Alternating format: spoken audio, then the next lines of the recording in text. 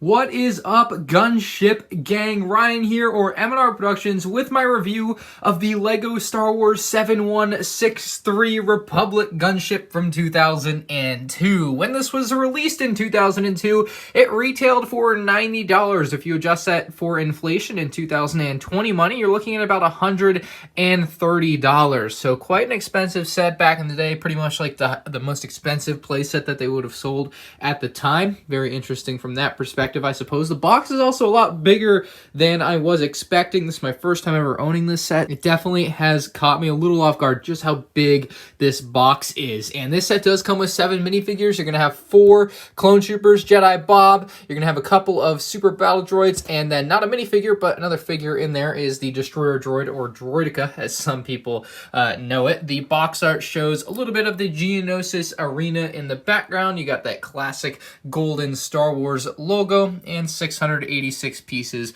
are included in the set. I will say, it's kind of a weird thing, but it's something that I did notice with this box, and it's that the gunship kind of isn't super in focus. It's a little bit blurry. So you guys can see, like, maybe it's just not the sharpest image, but the characters down here are a lot sharper. Do you guys kind of see what I'm talking about? How the gunship just feels like it's in a lower quality image versus the characters, which, again, just look a lot sharper on the box. Not really sure what the deal with that is, but that just was something that I did notice when looking at this box in the flesh. On the back side of the box, you're going to get all the features being shown off for the set, which is quite different than any other LEGO Republic Gunship. It's quite a wild set, and I'm very interested to see how all of this works, because like I said, I've never owned this, never messed around with one before. You'll also see down below some of the other sets that came out in kind of the same wave as this one from Episode 2, which is pretty neat.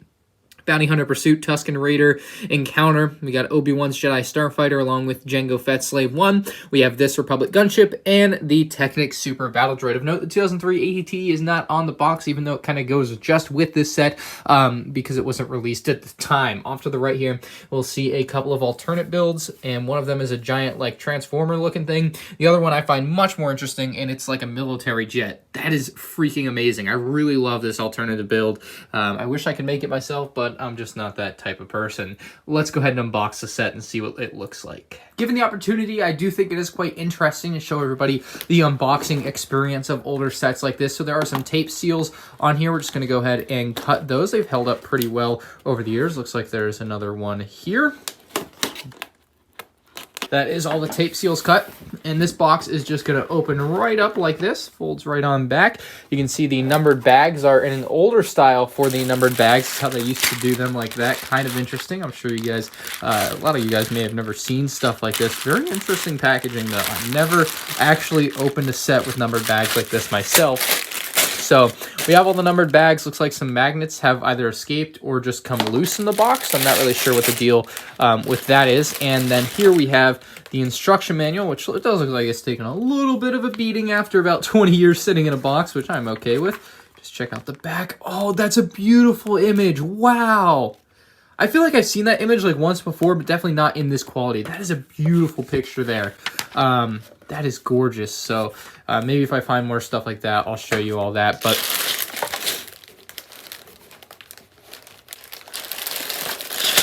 But the rest of the pamphlets inside this box, we have like a little pamphlet showing off some 2002 sets, or sets that would have been available during 2002, not necessarily all released in the same year. You're also going to get a little note card trying to get you to sign up for that LEGO Shop at Home catalog, which I think pretty much everyone I know is signed up. I always love getting mine in the mail. And no numbers on those stickers, so I'm going to have to be able to eyeball and figure out what goes where. But beautiful stuff. I'm going to go ahead and build this, and then we'll take a look at the minifigures next time you see me.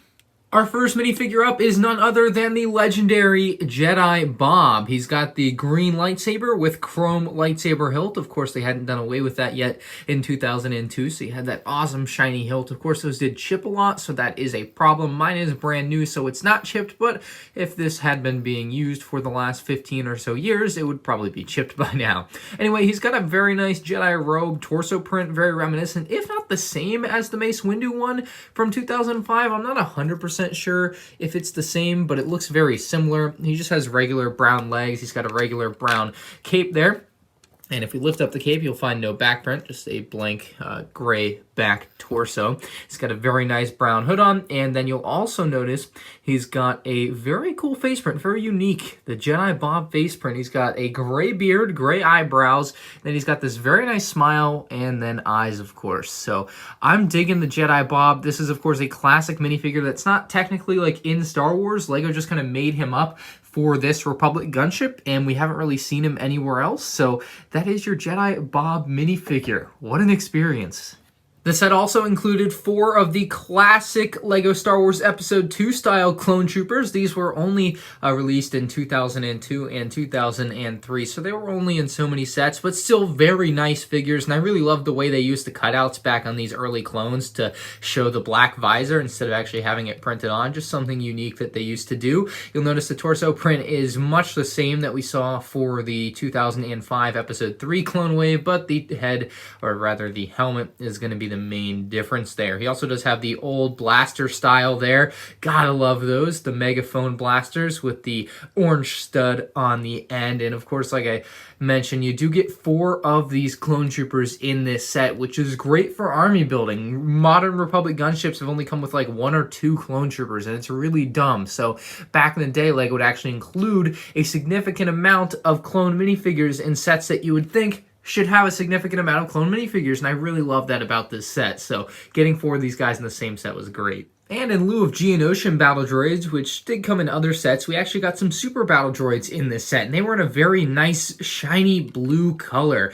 Unlike the darker gray that they used for all later versions of the super battle droid, this blue color really only came in this set, and that was what was so great about it to me. I'm actually scared that I'm going to snap like the hands on these guys, because that was something they were really prone to doing. The clips on them, they would just break eventually, and that happened. Same with the legs there, but still very nice and clean looking. You do get 2 of them in the set, and like I said, this is the only set they ever came in this color, but man, do they look cool in that blue color. I love it, man. I need to buy some more of these on like Bricklink or eBay or something, because I'd love to have like 10 of them. And our final character is the Destroyer Droid. This is the best Destroyer Droid design that LEGO ever made. They've made a lot of improvements to them over the years, but I think this simplistic design has always been my favorite. Maybe it's just nostalgia speaking, but I really love this very simple Destroyer Droid. I don't know. There's just something about it. He's got the revolvers, kind of used in the wrong way there, but they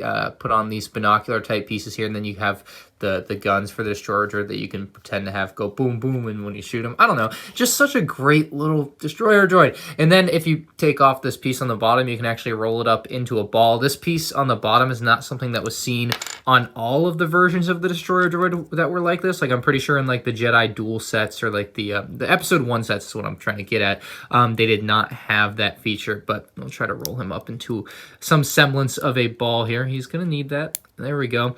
And you can see a little bit better than what you can get on modern day Destroyer Droids, in my opinion. You can have it roll around. So that is pretty neat. Very nice Destroyer Droid. Not quite a minifigure, but still a character or figure to some degree that you do get in the set. Here is the gunship. It is pretty large, especially for 2002, I would say. It's actually about the same size as the other 2 that came out after it. Maybe just slightly smaller in some areas, but you can pick it up by just picking it up at the middle section here. I would recommend against picking it up like this, because, you know, some of these bricks could become loose and eventually it would just break apart in your hands. That was a real problem with the 2008 gunship, though. This set doesn't have like a handle to hold like the 2013 gunship, so if you have this set and you want to pick it up, you're just going to pick it up like this, so you can probably get 2 hands on it at the bottom here, but because of the way the front opens up, I would recommend against holding it at the front there. Just, I don't know, could be a problem. So when I pick it up, I usually just hold it in the midsection here. It seems like the strongest place to hold it. As far as the exterior detail goes, there are a bunch of stickers decorating the set. They actually look quite nice on there, and I was kind of debating leaving the stickers off. I thought it might look cleaner like that, but I eventually did put them on. I usually do enjoy putting the stickers on. I think it does look nicer than no stickers. You can see the wing sticker detail there is very nice, just kind of all in gray though. The future ones would add in a splash of red, and I kind of wish that one had. The laser cannon bubbles have very nice prints on them as well, although you'll notice there is no way to actually have a minifigure sit there. It's just kind of an open blank space, which is unfortunate given that the future models of the gunship would allow for that. This one did not, so that's just something you were lacking. You'll see the same print on the laser cannon that can pop out, and we'll show that feature in a minute. I'm just looking at the printed and sticker details right now. Republic insignia there with a print. We also have a printed piece up here. It's like the missile shooter, I believe, so it would shoot the missiles, and you can actually have it lift up like this and shoot missiles. And of note, there is a book, one of the Star Wars visual dictionaries, that claims that this is a handle to hold the set. It is not a handle to hold the set. You cannot pick the set up with this. That is not attached to anything that will give it enough strength to pick up the set. So please do not think that that's what this is. It is definitely not a handle to hold the set. It is just another detail. The handles to hold LEGO Star Wars sets, I believe, didn't start until probably around 2007. So this one was way before that would have been happening. You can lift this up and you're actually going to find a couple of tubes. And I guess this would be like a little bit of the engine or something. I'm not really sure what exactly this detail is, but they have put some detail and some work into some interior space here on the gunship, although it doesn't serve any real function. It's there and it looks nice enough. You'll see more of the same on the back here. You can kind of lift this up and get an idea of what's going on the interior of the gunship, but this one has a lot less detail than we saw on the other end. And this one, I really don't think you're supposed to lift up quite like that one, even though it's on the same hinges.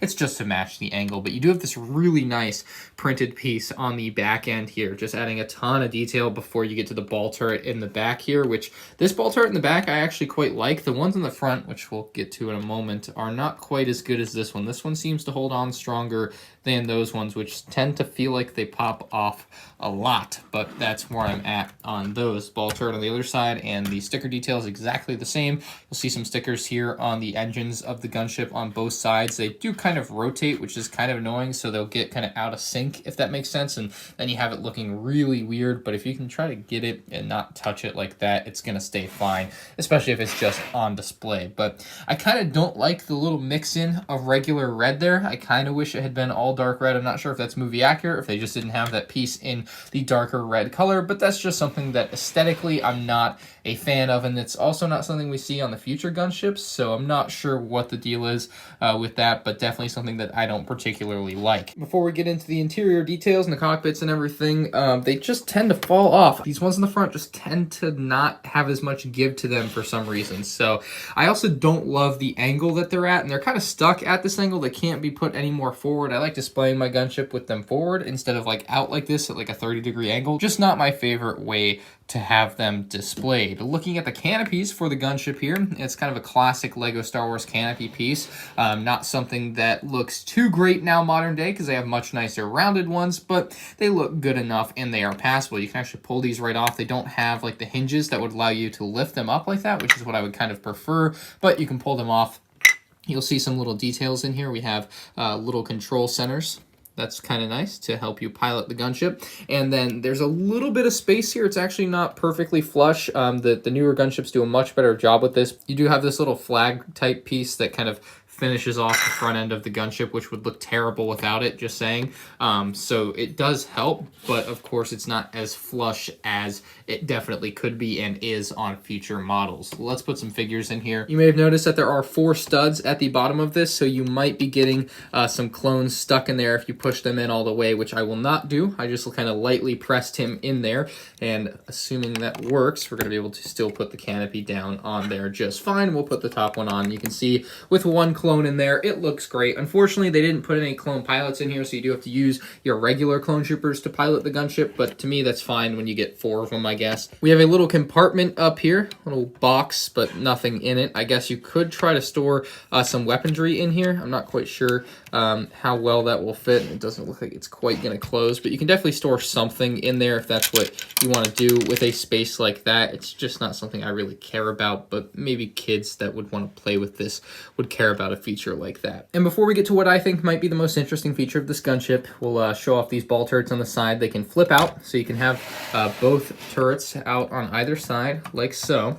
And then you can obviously have them shooting off at the the droid scum on Geonosis, and they actually are pretty nice. They have a couple of points of articulation that allow them to fold out a little bit farther than they could have otherwise, and there are little seat studs there so that you can have a clone sit down here. It's not quite ideal, it's not the biggest and best space, but it's serviceable, and it actually looks kind of cool when you have them in there and you're actually looking at them from the front on angle. From any other angle, not quite going to look as good as looking at them in there, because it's going to be just this weird exposed build and doesn't really make a lot of sense, but it is pretty neat when you do just have him in there. So unfortunately the doors don't close all the way, but they do kind of open like this. If you want to have it a little bit more accessible to the interior, that's fine. You also have another control panel in there that we saw in the cockpit of the ship. Same printed control panel, but no real use for that piece. And you also do have some clips here where you could also place some of your weaponry for your clone troopers if you want to store it there like that. So I find that pretty neat. You could also put like Jedi Bob's lightsaber there, and there's clips on the other side as well. It's a pretty nice open area. I don't love that they use flat on the inside part there. I kind of get it though, because otherwise the door couldn't close because it would have studs there. So it makes sense, but it's never my favorite design because it kind of limits where you can put minifigures. That's just kind of where I'm at on that. Here's what it looks like. That's the basically the technic workings of the gunship doors, just like that. They can open and close very easily, although I don't find them to be, you know, when you open them, they're not giving you a ton more access than you were really getting when they were closed. So like I said, it's only really uncovering this one plate here. Other than that, it's not doing too much for me. And this is where this gunship really shines, or at least is very unique compared to other gunships. So if we lift up this area with the clone pilot canopies, just kind of lift it up like that, and it kind of gets held in place because it's just on a strong connection there. And then you can actually open the gunship. What in the world? You're kidding me, right? Yes, you can open the gunship, and you can't access this while it is closed like this. You can just pull it out like that. It's held in by a magnet, so it's not too hard to do. But let's open this right back up, and I'll show you exactly what it is. According to the LEGO Star Wars Visual Dictionary, this is like a jail cell, but I don't think it is, because if you open it up and look inside, you're just going to find some storage stuff. So it's more like a storage thing. It's very small to be like a jail cell. I'm not really sure why they said that in the Visual Dictionary. The Visual Dictionary is dumb, and whoever writes it is just, I don't know what they're getting their facts from, but I can't imagine they are correct with a lot of this stuff, because that's just not a jail cell. I don't see it. Anyway, there are some older style control panels in here. You basically open this up and make it into a control center, which I think is kind of interesting. You also have this nice pathway into the bay of the gunship where all the troops stay, but of course you can walk up into the front control center room, or at least imagine that that's happening, because it's going to be very hard to get your hands in there, especially when this is all closed up. But it's a very interesting look for the gunship when you have it like this, but it does get even crazier than this. As wild as that sounds, this is not as crazy as the 2002 gunship gets. Doesn't that look so wild? When I found out about this feature on this gunship a couple years ago, I was just mind blown. I had never really known about it because I'd never owned the set, and like, this is insane, right? Like, a Republic gunship that just opens up. But like I said, it gets crazier. Let me show you. So if we're very strong with it, we can actually get the entire gunship to lift up and off of the base of the set, and it's basically like a Republic dropship. So it comes in, drops off the bottom section of the gunship, and then flies away with the rest of it. Isn't this the wildest feature you've ever seen on a Republic gunship? And if we open this up, we can get much better access to the interior, and we can actually move all this stuff around a lot easier. It's a pretty wild feature. So this is exactly what it looks like. There's just a bunch of tiles on the top. This is not connected to the top other than the 3 Technic pieces there. Isn't that just the craziest thing? I mean, I could not believe it. Oh, that is wild. But like I said, you kind of have like this Republic dropship type vibe going on here. Obviously, it's not a Republic dropship, but it looks very much like one. Like, you could definitely imagine it as such, and I think that's a great feature of this set. It's something that's pretty wild. It's not intrusive. It doesn't like fall apart on you, which is good. Like, it's not going to be a problem unless you actually want to take it off. It's not coming off, but that's a wild feature. I just cannot get over how mind blown I am. Also, one knock on this set, these tile pieces here are only connected by the studs on the bottom, which make them very easy to kind of knock off. So that's just something I would note. But But yeah, this is a wild feature. To get the gunship back on, you are just going to line up this front bit here with the front bit there. You guys can see exactly where that's going to line up, and then it will attach with the studs, or the Technic pins rather, and you're good to go there. But then the front side, you're actually not going to want to have this up, because if you have it up and you close these, it's not going to be able to go back down all the way where it's supposed to go. So you're actually going to want to have it in the down position like this, and then close these around it. So kind of interesting, but still important, and you may have trouble with this. We'll just take this out of the way.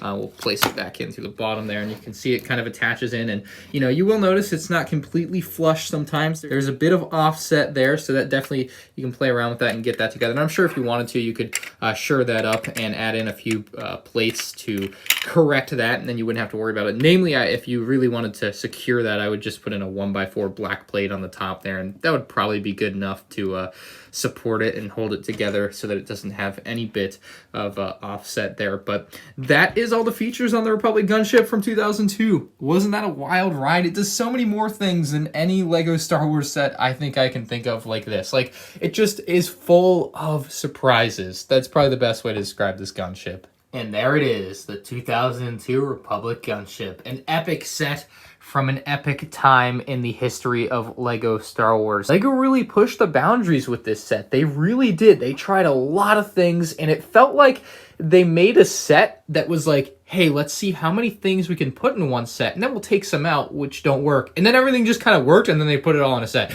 And I'm fine with that. It's great. It's such an epic model. For $90 back in the day, it was probably on par for the price. Of course, worth a lot more today if you want a new one. About $400 is going to be a bit pricey, but might be worth the price if you're a huge Republic Gunship fan and you want to get one like this with Jedi Bob and 4 clone troopers, and of course, the classic blue battle droids versus the gray ones and the classic droidica build. But this gunship build has blown me away. It's got so many nooks and crannies, so many interesting and different little features that you would never expect to see in a Republic gunship, but somehow LEGO was able to integrate them all super well. Now, does that come at the cost of some stability and some perfection? Yes, at the front end, you can see there's just a little bit of an offset there, and again, that's very slight. Of course, you kind of give up this little section here to allow for the Technic hinges there. There's definitely some things you have to give up for some of these features, but it feels like it's worth it in a lot of cases. So very interesting build from 2002. I'm going to give it a 9 out of 10. I've been blown away by this set. I am in love. It's awesome. It might be my favorite Republic Gunship. As much as that 2013 one